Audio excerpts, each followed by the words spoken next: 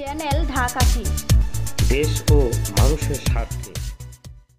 খুব ভাগান্তরিত বলতে হয় যা আমাদের প্রায় 200-র উপরে, আমরা নিজেরাও জানি না যে আমাদের কত সন্তান আজকে আমাদের ছেড়ে চলে গেছে,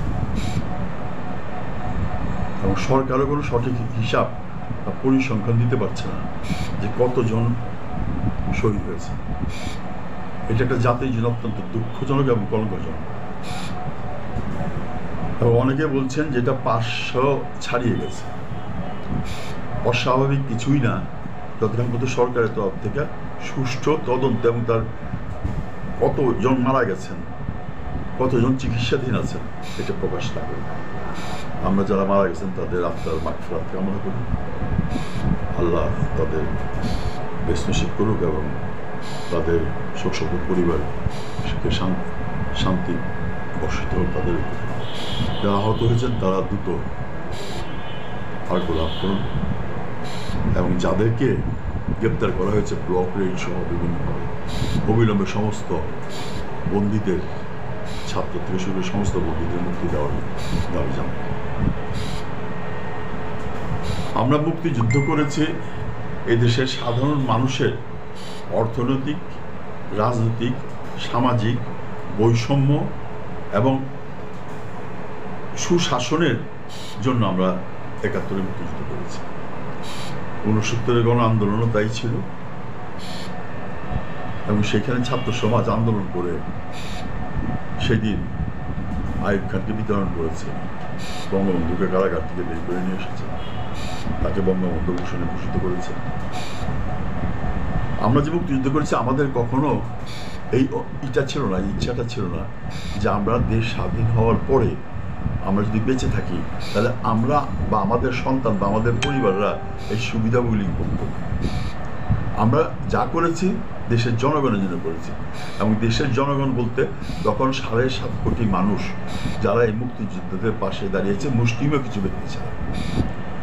এবং আজকে যদি 30 লক্ষ লোক শহীদ হয়ে থাকে তাদের পরিবারবর্গ আছেন, 1 কোটি লোক যদি আশ্রয়হীনভাবে ভারতে যে আশ্রয় নিয়ে থাকেন তাদের পরিবারবর্গগুলি আছে, এবং ভিতরে যারা 2-3 কোটি মানুষ ডিসপ্লেসড হয়েছে, আশ্রয়হীন হয়েছে, তারা আছেন। তাহলে বাকি থাকে কারা? মুক্তিযুদ্ধের অংশগ্রহণকারী ব্যক্তি হিসাবে।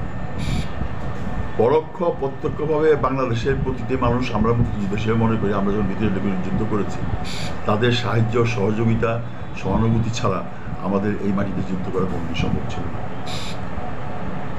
কিন্তু দুর্ভাগ্য হলো সত্য যে তাদের সম্বন্ধে, এই বাচ্চাদের সম্বন্ধে, আমাদের সন্তানদের সম্বন্ধে, মুক্তিযুদ্ধের পরবর্তী প্রজন্ম যারা মুক্তিযুদ্ধের, এরা তো এদের জন্যই তো আমরা যুদ্ধ করেছি যে আমাদের পরবর্তী বংশধররা একটা সুখী সমৃদ্ধ বাংলাদেশে বসবাস করবে। কিন্তু আজকে যখন আমরা দেখি যে না, এদেরকে রাজাকার শব্দটি ব্যবহার করা হচ্ছে, এদেরকে একটা ভিন্ন দিকে সরিয়ে দেওয়া হচ্ছে, এবং জাতিটাকে 2 ভাগে বিভক্ত করে ফেলা হলো, মুক্তিযুদ্ধ এবং মুক্তিযুদ্ধের বিপক্ষের শক্তি। এবং পরিষ্কার বলা হলো যে রাজাকারের নাতিপুতিদের।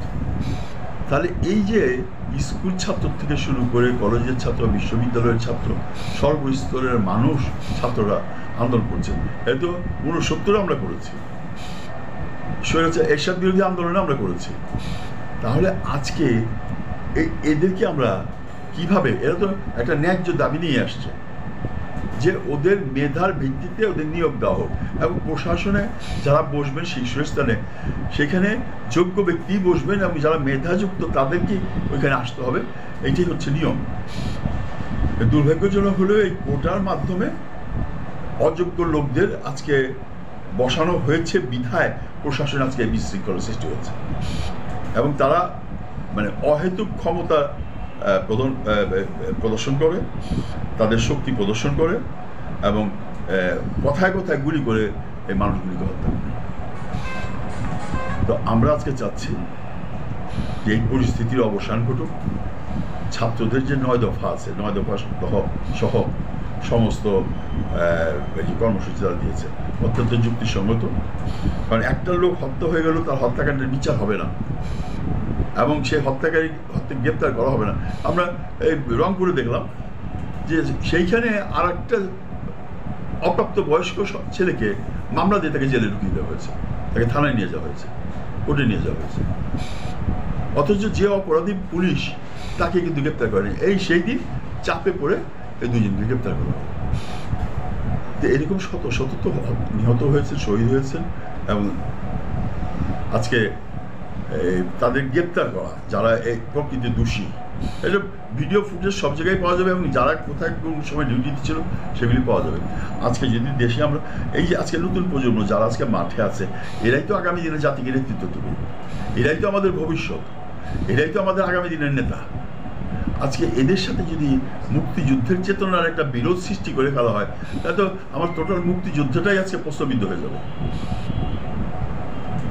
আজকে আমরা মনে প্রাণে কামনা করি এই পরিস্থিতি থেকে সবাই আমরা বেরিয়ে আসি, এবং এই ছাত্র সমাজের সমস্ত দাবি দেওয়াগুলি বাস্তবায়ন হোক, এবং সমস্ত সমাজসেবী সংগঠন, বিভিন্ন পেশার মানুষ, বিভিন্ন রাজনৈতিক সংগঠন এরই ভিতরে তারা কিন্তু সমর্থন দিয়ে ফেলেছে, এবং আরও অনেকে সমর্থন দিচ্ছেন। সর্বস্তরের মানুষ আজকে শারীরিকভাবে যদি আমি সুস্থ থাকতাম, আমি প্রথম ব্যক্তি এদের যে সমর্থন জানাতাম। আর বাংলাদেশে এমন কোনো আন্দোলন ছিল না যে আন্দোলনে আমি মাঠে থাকিনি। তারপর আমি চেষ্টা করব মাঠে যাওয়ার জন্য।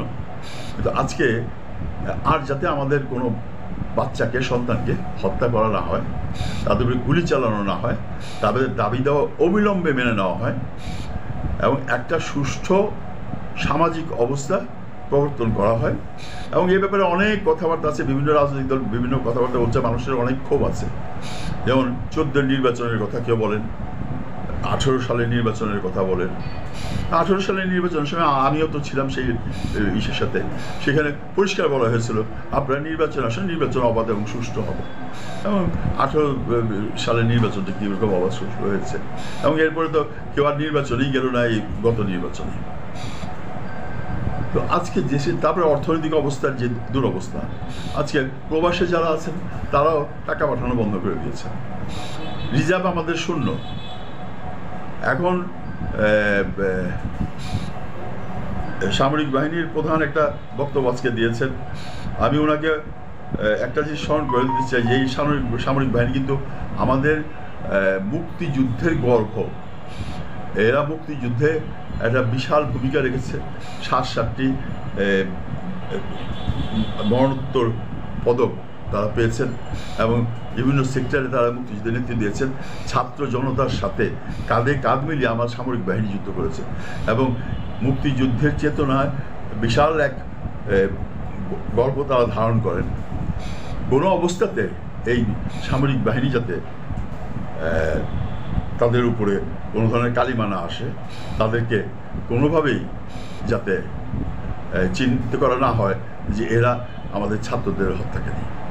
এবং তাদের কাছে আমাদের অনুরোধ থাকবে যে তারা যেন সুষ্ঠুভাবে প্রত্যেকটা জিনিস অনুধাবন করেন, এবং এগুলি সবাইকে ঠান্ডা করে নিয়ে আসার ব্যবস্থা করেন, এবং যাদের দাবি দেওয়াগুলি আছে, সেই ন্যায্যসঙ্গত দাবি দেওয়া, সেই দাবি দেওয়াগুলি অবিলম্বে বাস্তবায়ন করা। এবং জাতিসংঘের কথা সরকারি দলও বলছে, বিরোধী দলও বলছে, বিভিন্ন রাজনৈতিক সংগঠন, ছাত্ররাও বলছে, জাতিসংঘের মাধ্যমে যে বিচার বিভাগীয় তদন্ত হওয়ার কথা সেটা অবিলম্বে করা হোক। প্রত্যেক ক্ষতিগ্রস্ত পরিবারের ক্ষতিপূরণের ব্যবস্থা করা হোক, এবং অবিলম্বে সমস্ত শিক্ষা প্রতিষ্ঠান খুলে দেওয়া হোক।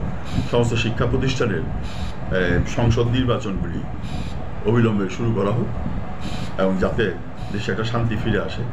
আমার কোমলমতি সন্তানরা যাতে শান্তিতে ঘরে ঘুমাতে পারে এবং তাদের পড়াশোনা করতে পারে, জাতি যাতে এই মেধার থেকে বঞ্চিত না হয়। আজকে এরা যদি ডিরেল হয়ে যায়, এরা যদি বিচ্যুত হয়ে যায়, এরা যদি বিদেশে চলে যেতে হয়, তাহলে আজকে আমরা কিন্তু জাতি হিসাবে একটা বৈষম্যের শিকারে পরিণত হব, এবং এই মেধাগুলিকে আমরা হারিয়ে ফেলব। সুতরাং যে কোনোভাবেই হোক আমাদের মুক্তিযুদ্ধের পরবর্তী যে বংশধররা আছে তাদেরকে নিয়ে আমাদের আগামী দিন চলতে হবে। তারাই আমাদের নেতৃত্ব দেবে, আমরা হয়তো থাকবো না, তারাই নেতৃত্ব দেবে। তাদের নেতৃত্ব সফল হোক, এবং আসুন আমরা সবাই মিলে তাদের সহযোগিতা করি, দলমত নির্বিশেষ। দেশের অপমর জনগণ, আমরা তাদের সহযোগিতা করি, এবং সরকারের সহবুদ্ধি উদয় হোক, তাদের এই দাবি দাবি মেনে নেওয়া হোক।